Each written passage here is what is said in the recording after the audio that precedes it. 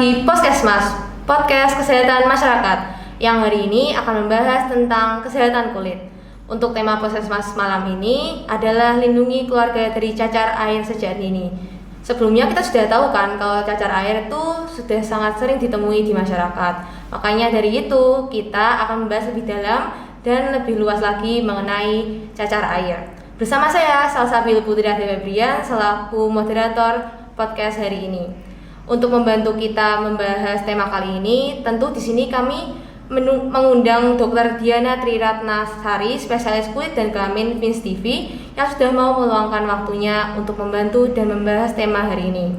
Selamat malam, dokter. Selamat malam, Mbak. Bagaimana kabarnya, dok? Alhamdulillah sehat. Gimana kabarnya, Mbak? Baik juga, alhamdulillah. Untuk baru-baru ini, kalau boleh tahu, sedang sibuk apa ya, nggih? Ya, alhamdulillah. Ya kuliah, ngajar, kemudian praktek seharian.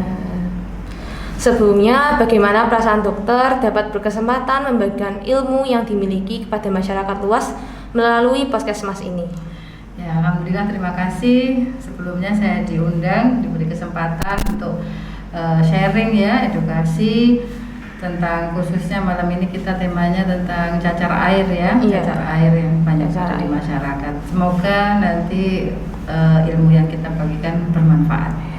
Alhamdulillah, amin. Wah, menarik sekali ya. Kalau begitu kita lanjut saja ke inti dari Poskesmas ini. Izinkan saya sebelumnya untuk menanyakan beberapa pertanyaan nggih, dokter. Oh ya. Untuk yang pertama, infeksi virus cacar itu seperti apa ya, dok? Lalu apa penyebabnya? Ya, cacar air benar karena virus ya. Virusnya adalah namanya virus varicella zoster. Ya, dia adalah virus yang masuk dengan penularannya kontak dari udara, disebarkan lewat udara atau airborne. Lalu bagaimana ya mekanisme penyebarannya? Kan sudah sering ditemukan di masyarakat, dan jadi masyarakat tuh lebih mudah mengetahui bagaimana penyebarannya gitu. Oke. Ya, penyebarannya adalah lewat udara, sehingga ketika seseorang itu menderita sakit cacar air, tentunya virusnya kan dia ada ya membawa virus varicella zoster ini. Nah, kemudian dia bertemu kayak kita gini, bertemu kontak, tidak harus bersentuhan, tapi si virusnya tadi berterbangan kemudian dihirup masuk ke tubuh penderita yang lain, sehingga nanti perjalannya waktu si virus ini perlu namanya adalah inkubasi di dalam tubuh dulu, mulai dari virus masuk sampai timbulnya jadi gejala. Kalau dia sudah memperbanyak diri, baru timbul gejala klinisnya. Jadi penyebab dan penyebarannya itu dari kontak luar tubuh gitu, dokter? Ya, dari airborne ya istilahnya. Lalu gejala-gejala klinis apa yang sering kali ditemukan dan mungkin kadang-kadang masyarakat ini jadi salah konsep dari gejala tersebut? Gejala klinis cacar air ini memang luas ya, Mbak. Dari yang tidak bergejala atau asimptomatis, kemudian gejala ringan sampai gejalanya berat. Ini bisa tergantung dari sistem imun tubuhnya masing-masing penderita. Virus itu kalau masuk tidak langsung kita jadi penyakit ya. Kita ini sudah diberikan suatu perlindungan melalui mekanisme imun. Jadi imunnya terbentuk dulu, perlindungan. Kalau imun kita menang ya gejala klinisnya mungkin sangat-sangat ringan atau bahkan tidak jadi sakit ya. Tapi kalau imunnya ini tadi kurang, kalah, penyakitnya tambah banyak, virusnya replikasinya bertambah parah, nah ini menjadilah gejala klinis yang berat. Nah, biasanya pada anak-anak gejala klinisnya itu lebih ringan daripada dewasa. Kalau apa saja gejala klinisnya ya, awalnya itu biasanya ada demam, disertai demam. Kemudian kayak nafsu makan berkurang, bisa badannya pegel-pegel atau flu-like syndrome. Kalau di anak-anak gejala ini biasanya sangat ringan. Anaknya masih tetap bisa main, masih makan, masih mau ya. Tapi kalau pada dewasa gejala ini semakin berat. demamnya mungkin tinggi, kemudian males, nggak mau makan. Nah, setelah kurang lebih gejala prodromal, istilahnya gejala prodromal ini sekitar 5-7 hari, barulah ada fase erupsi. Fase erupsi ini adalah mulai munculnya bintik-bintik di badan. Awalnya bintik-bintik itu di badan, kemudian dalam waktu cepat, kurang dari 24 jam, kurang dari 1 hari, bintik ini tadi akan berubah menjadi cairan, isi cair ya, isi air. Nah, muncul satu semakin banyak dari badan, kemudian meluas ke tangan, ke wajah, ke tungkai juga. Nah, kemudian nanti kalau sudah fase erupsi, ini juga berlangsung kurang lebih 1 minggu, barulah dia ke fase pengering kusta, seperti fase krustasi. Nah, kalau sudah kering, kemudian nanti krustanya lepas. Total kalau sampai krustanya lepas mungkin sekitar 2-3 mingguan ya. Jadi cukup lama. Dan itu masih menular meskipun penularannya sudah semakin lebih rendah daripada yang masih fase awal tadi. Ya. Nah, seringkali kalau anak sekolah kalau liburnya kelamaan kan ini ya, kasihan gitu ibunya. Ibunya kasihan, akhirnya disuruh masuk karena udah mulai kering-kering, sudah libur 1 minggu udah masuk aja. Nah, nularlah ke teman-teman sekitarnya. Jadi teman-teman yang lain dan teman-teman lingkungan sekitar itu jadi ikut terkena. Iya, betul. Jadi makanya biasanya kalau sudah cacar air 1 di sekolahan itu langsung teman-temannya ikut juga. Jadi sebisa mungkin tuh sampai sembuh total baru dapat masuk ya. Iya, cuman tadi ya repot ya kalau sampai 3 minggu nggak masuk, wah keteteran pelajaran, akhirnya ya bingung juga ini. Dari gejala-gejala tersebut, apakah ada penyakit yang gejalanya tuh sedikit mirip gitu dok dari cacar air? Oke. Mungkin bisa sama kayak campak ya. Campak itu juga sebelumnya ada panas dulu, kemudian setelah 3 hari. Nah, bedanya kalau campak ini nggak ada isinya air, bintik-bintik merah dan keluarnya langsung brus gitu bareng-bareng, semua badannya merah, dimulai dari belakang telinga, kemudian langsung meluas ke seluruh badan berupa bintik-bintik merah. Dan ada beberapa gejala klinis yang lain seperti matanya merah, kemudian ada batuk, ada pilek gitu. Cuman kadang-kadang orang tua ini bingung ini kena campak atau nah, terutama lagi Mbak kalau cacar air ini yang tadi gejalanya ringan ya. Kadang-kadang kan cuma bintik-bintik gitu aja, nggak sampai keluar airnya. Terutama kalau yang sudah vaksin ya. Untuk terapinya sendiri, apakah ada perbedaan antara cacar air dan juga campak? Dan apakah durasi, maksudnya waktu lama penyakitnya tuh berbeda gitu dok? Oh ya, dari terapinya dulu ya. Kalau terapi cacar air itu kita bisa memberikan antivirus ya, biasanya kita sebut acyclovir.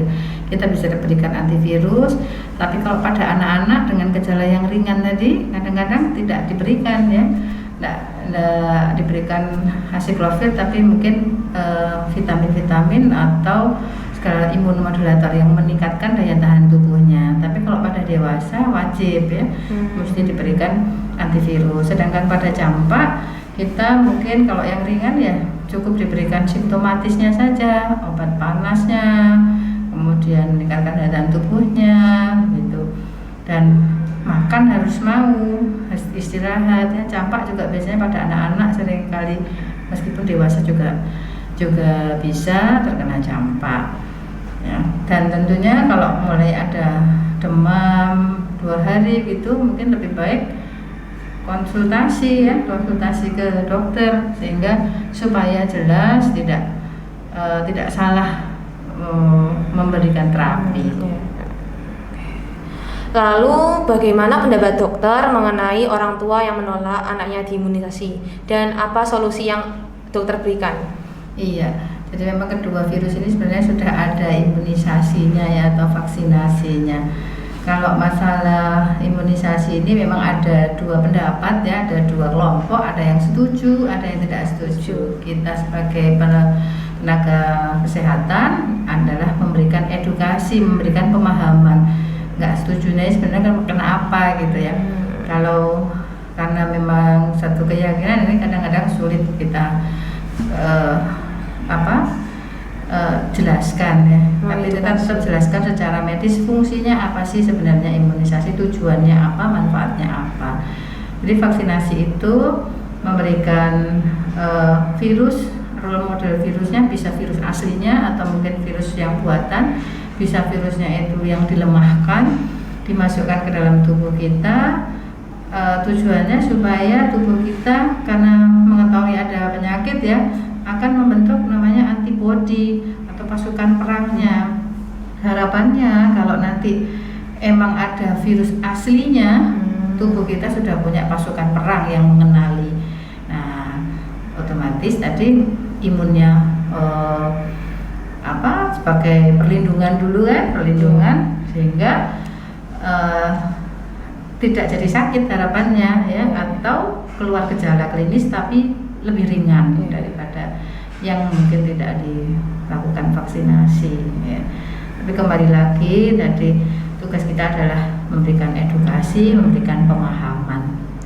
Tentunya edukasinya pun juga disesuaikan oleh daya tangkap dari orang tua pasiennya juga. Iya, edukasi memang harus kita lihat ya, yang diedukasi bagaimana bahasanya disesuaikan agar dia paham, mengerti maksudnya. Oke, jadi kan dari tadi kita sudah membahas banyak mengenai campak dan cacar air nih dokter. Nah, untuk kali ini mitos atau fakta nggih bahwa seseorang hanya terkena cacar air sekali dalam seumur hidupnya. Iya betul. Jadi memang banyak yang bilang cacar air cuma sekali seumur hidup ya. Oke, mungkin saya perlu cerita sedikit tadi virusnya waktu masuk ngapain aja ya. Habis virus itu masuk karena ada pertahanan ya, ternyata pertahanannya kalah. Virus akan menyebar ke seluruh badan, kemudian timbullah gejala klinisnya. Nah, setelah timbul gejala klinis, setelah beberapa hari si virus ini akan sembunyi atau dorman di ganglion dorsalis, di tulang belakang sini. Dia akan sembunyi sampai si pasien ini atau hostnya ini akan mengalami penurunan imun. Dia akan terpicu atau teraktivasi kembali. Jadilah penyakit namanya herpes zoster atau kalau herpes zoster itu bentuknya seperti cacar begitu, isi air tapi lokal, hanya di sebelah kanan, di dada kanan atau di dada kiri atau mungkin di kepala sebelah kanan atau kiri, unilateral ya. Jadi localized sifatnya. Kalau cacar air tadi kan merata seluruh badan ya. Nah, makanya itu kenapa cacar air hanya bisa satu kali saja seumur hidup, karena berikutnya dia akan teraktivasi menjadi herpes zoster. Tapi pada mereka yang punya gangguan imun defisiensi, karena pertahanan imunnya tadi sangat rendah ya, defisiensi, yang mestinya keluarnya lokal tadi bisa nyebar lagi ke seluruh badan. Jadilah cacar air yang kedua. Sehingga kalau ada cacar air lagi yang kedua, memang kita perlu curiga sebagai dokter, kenapa nih kok bisa keluar? Mungkin pasien ada imunodefisiensi. Berarti fakta nggih dokter, kalau manusia atau seseorang hanya dapat terkena cacar air sekali seumur hidup, kecuali orang tersebut mengidap imunodefisiensi. Iya. Wah, sudah panjang sekali ya materi yang kita bahas hari ini. Semoga apa yang telah disampaikan oleh Dr. Diana Tri Ratnasari, spesialis kulit dan kelamin Vince TV, bisa bermanfaat bagi kita semua. Amin. Dan bisa terdengar oleh seluruh masyarakat Indonesia. Dan kami juga mau mengucapkan banyak terima kasih kepada dokter karena sudah mau hadir dan mau membagi ilmunya untuk kita semua. Sama-sama, terima kasih. Akhir kata dari sesi ini, jangan pernah malas dan jangan malu untuk bertanya, apalagi mengenai kesehatan diri kita sendiri.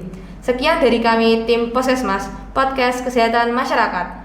Sampai jumpa di lain waktu.